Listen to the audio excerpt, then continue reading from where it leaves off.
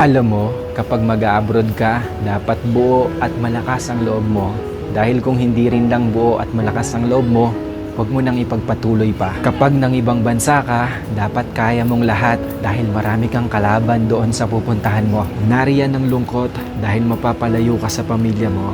Isa yan sa pinakamalakas na kalaban na pwedeng umatake sa'yo. Nariyan din ang takot. Takot at pagkabalisa kung maayos ba ang lugar na mapupuntahan mo.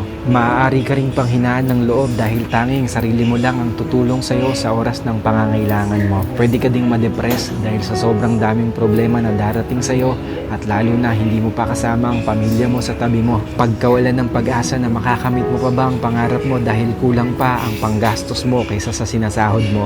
At marami pang iba. Ilan lang yan sa maaari mong maranasan kapag nang ibang bansa ka.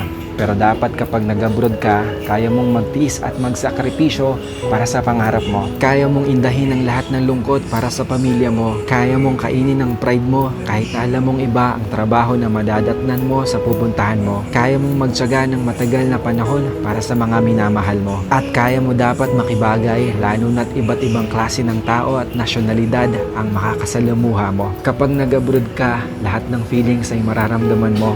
Minsan nga tutulo na lang yung luha mo nang hindi mo namamalayan. Pero isipin mo na pansamantala lang ito. Dahil sa pag-alis mo, nangangahulugan na may pangarap ka para sa sarili mo at para sa mga mahal mo sa buhay. Dalawa lang ang pwede mong kahinatnan sa ibang bansa. Ito ay matalo ka o magtagumpay ka. Kaya dapat alam mo ang dahilan kung bakit ka nag-abroad. Hindi yung sinubukan mo lang dahil kung may dahilan ka, mas malaki ang tsansa na magtagumpay ka. Ang salitang abroad, masarap pakinggan lalo na sa mga taong hindi pa nakakaranas nito dahil ang nasa isip nila ay kapag nasa ibang bansa ka ay mapera ka o parang tumatay ka ng pera. Hindi porkit nag-abroad ay mapera na. Pagod at hirap ang katumbas ng bawat dolyar na iyong kikitain sa ibang bansa. Kahit sa